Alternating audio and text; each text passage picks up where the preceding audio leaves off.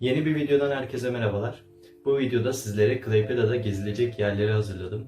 Bu videoyu hazırlarken hem kendi deneyimlerimden faydalandım hem de daha önce oraya gitmiş, oraları görmüş kişilerin deneyimlerinden faydalandım. Bu video sadece Klaipėda içindeki yerleri tanıttığım bir video olacak. Aynı zamanda da Klaipėda'ya yakın yerlerde gezilmesi, görülmesi gereken yerleri anlatacağım bir video olacak. Bu konu hakkında yine oldukça soru aldığım için böyle bir video hazırlama gereği duydum. Hem bu sorularınıza cevap niteliği taşır hem de sizden sonraki gelecek Erasmus öğrencilerine de faydalı olur diye düşündüm. Listenin başında Klaipėda Kalesi var. Öncelikle bir kale bekliyorsunuz. Ancak bundan dolayı hayal kırıklığına uğrayabilirsiniz. Çünkü şu anda bir tepe şeklinde bir yer orası. Daha önceden bir kale varmış orada ve 2. Dünya Savaşı'ndaki çeşitli sebeplerden dolayı yıkılmış orası. Ancak bu tepenin alt kısmına bir müze inşa etmişler. Yani o müzeyi gidip görebilirsiniz. Yine Klaipėda tarihiyle ilgili çok şey öğreneceksiniz. Ve genel olarak yine Litvanya tarihi hakkında da çeşitli bilgilere sahip olabilirsiniz o müzeyi gezerek. Ücreti hakkında bir bilgim yok ama Isaac kartınız varsa indirimli bir şekilde o müzeye gidebilirsiniz. Listemin ikinci sırasında Saatler Müzesi var. Burayı listeme başkasının tavsiyesiyle ekledim. Benim gezip görme fırsatım olmamıştı ama fotoğraflardan görmüştüm. Burada da adından da zaten anladığınız gibi çeşitli saat koleksiyonlarını bulabilirsiniz. Bu müzede yine şehir merkezine çok yakın, tıpkı Klaipėda Kalesi gibi. Yine Isaac kartını kullanarak indirimli bir şekilde bu müzeye de giriş yapabilirsiniz. Bir de ek olarak şunu belirtmek istiyorum. Her ayın son pazar günü bu müzeler ücretsiz oluyor. Yani ücretsiz bir şekilde bilet alabiliyorsunuz.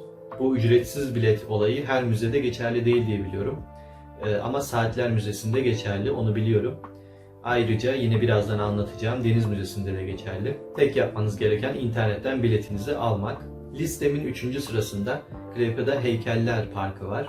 Burası aynı zamanda 2. Dünya Anıt Parkı olarak da geçiyor. Parkın içinde küçük bir kilise var, oraya da gidebilirsiniz. Aynı zamanda parkın içinde çeşitli heykeller var. Oraları da gezip görebilirsiniz onları. Dürüst olmak gerekirse Klaipėda'da çok gezilecek yer bulamayabilirsiniz. Ancak şehirde oldukça fazla heykel var. Bu heykelleri gezip onların hikayelerini araştırdığınızda en azından bir şeyler bulabiliyorsunuz. Zaten sırf heykellerden oluşan bir videoda yapmıştım. O videoyu izlemek için de yukarıdaki kartlara tıklayabilirsiniz. Bir diğer gezebileceğiniz yer bir kilise. Yine bu da şehir merkezine çok yakın bir kilise. Türkçe'ye Mary Barış Kraliçesi gibi bir şekilde çevrilmiş. Bu kilise aynı zamanda şehirdeki en büyük kiliselerden bir tanesi. Zaten şehirde çok fazla kilise yok. Bunun sebebini araştırdığımda aslında Klaipėda'da oldukça fazla kilise varmış. Ancak yine 2. Dünya Savaşı'nın getirdiği olumsuz etkiler sebebiyle bu kiliselerden çoğu tahrip edilmiş ve yıkılmış. Benim burayı gezme fırsatım olmuştu. Yine pazar günleri giderseniz ayinleri de canlı canlı gözlemlemiş, deneyimlemiş olursunuz. Listemizdeki bir sonraki yer Deniz Müzesi ve Dolfinaryum. Bu ikisini aynı anda anlatmayı uygun gördüm. Çünkü zaten birbirine çok yakınlar. Öncelikle buraya gidebilmeniz için feribota binmeniz gerekiyor. Burası Klaipėda'nın karşı kıyısında, adada.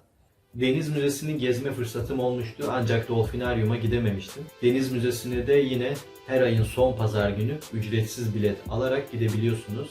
Ancak Dolfinaryum'da bu geçerli değil, orası ücretli. Deniz Müzesi'ne gitmenizi tavsiye ederim. Orada belki de daha önce görmediğiniz çeşitli hayvanları görebilirsiniz. Örneğin burada penguenler vardı, foklar vardı ve çeşitli deniz hayvanları da vardı. Belki burayla ilgili de bir video yapabilirim. Dolfinaryum'a gitmedim ancak gidenlerden duyduğuma göre içinde yunus balıklarının çeşitli gösterileri oluyormuş. Onları da izlemek isterseniz ücretli bir şekilde gidip izleyebilirsiniz. Listemizdeki bir sonraki yer Gjotkrante. Buraya gitmeniz için de yine feribota binmeniz gerekiyor.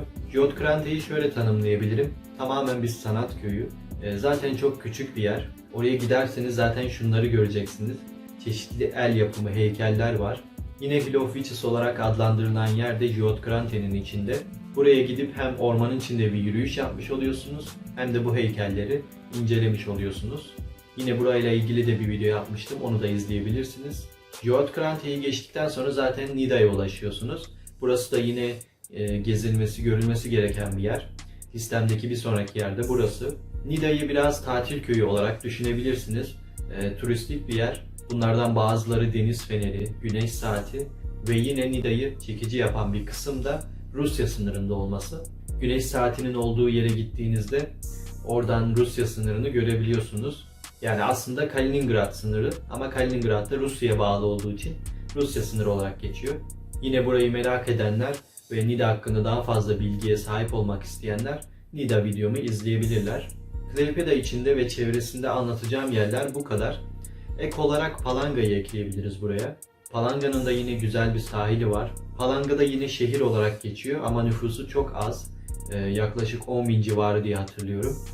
Burası Kehribar taşının çok çıktığı bir yer. Zaten sokaklarında gezdiğinizde çeşitli hediyelik eşya satan yerleri göreceksiniz. Bunların çoğu Amber taşından yani Kehribar taşından yapılmış. Palanga'da yine Amber Museum var. Oraya gidip orayı görebilirsiniz. Ben oraya gitmiştim ama içini gezme fırsatım çok olmamıştı. Çünkü tam kapandığı saate denk gelmiştim. Onun dışında oradaki insanların hareketli bir sosyal yaşantısı var. Sokaklarında gezerken müzik seslerinin yükseldiğini duyacaksınız. Amatör sanatçılar oldukça fazla orada. Palanga'da bu şekildeydi. Onun dışında yine Pulunge'ye gidebilirsiniz. Klaipėda'ya oldukça yakın yerler bunlar. Yaklaşık yarım saatlik mesafedeler. Pulunge'ye gitme fırsatım olmamıştı ama Pulunge'ye çok yakın bir yerde kanoyu deneyimleme fırsatım olmuştu. Yine bununla da ilgili bir video yapmıştım. Onu da izleyebilirsiniz. Pulunge'de de yine güzel bir müze olduğunu duydum. Ancak orayı da gezmedim. Şu anda ekrana eklerim, onu da görürsünüz videoyu izlerken. Başta da söylediğim gibi Klaipėda'da gezeceğiniz çok fazla yer yok. Genellikle 1-2 hafta içinde gezilecek yerler bunlar. Daha sonra yapacak bir şey bulamadığınızda Klaipėda dışına çıkıyorsunuz zaten. Ek olarak şunu söyleyebilirim. Bildiğiniz gibi Klaipėda'nın ortasından bir nehir geçiyor. Bu nehirde de yine yazları deniz bisikletiyle gezebilirsiniz. Şehrin birçok noktasına gidiyor o nehir. Bununla bir tur atabilirsiniz şehirde. Kışları da bu nehir buz tutuyor. Oldukça soğuk olduğu için yine bu nehrin üzerinde de yürüyebilirsiniz. Yine bunu deneyimleme fırsatım da olmuştu. Buz tutmuş bir nehrin üzerinde yürümek gerçekten ilginç bir deneyimdi. Bunu da deneyimlemenizi isterim. Genel olarak Klaipėda hakkında anlatacaklarım bu kadar. Yine sorularınız, önerileriniz veya görüşleriniz olursa yorumlar kısmından bana ulaştırabilirsiniz. Ayrıca açıklama kısmında da çeşitli sosyal medya hesaplarım var. Oradan da bana ulaşabilirsiniz. Son olarak şunu da hatırlatmak istiyorum. Kanalıma abone olmayı unutmayın.